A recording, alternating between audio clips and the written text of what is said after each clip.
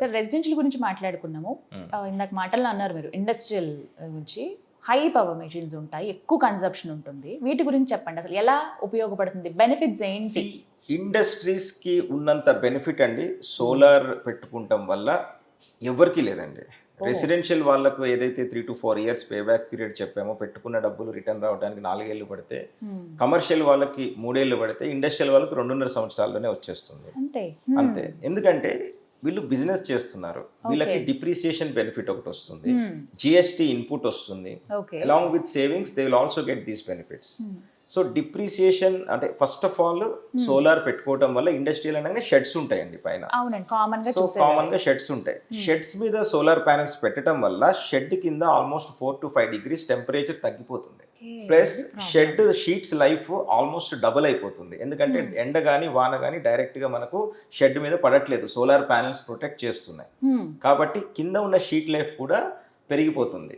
These are the 2 side advantages other than directly what they are getting through saving electricity. First of all, ఒక 10 లక్షల current bill వచ్చే ఒక ఇండస్ట్రీని తీసుకుంటే మనము ఒక 1 మెగావాట్ పెట్టుకోవాలండి. అంటే ఒక 1 మెగావాట్ అంటే రోజుకి 4,000 యూనిట్లు యావరేజ్ జనరేట్ చేస్తుంది. అంటే 1,20,000 యూనిట్లు ఒక నెలలో జనరేట్ చేస్తుంది ఇండస్ట్రీకి పెట్టుకుంటే. సో 8 రూపాయలు వాళ్ళ స్లాబ్ ఉంటుందండి. Per unit they are paying 8 rupees. 8 into 120 అంటే 9,60,000 rupees per month they are saving.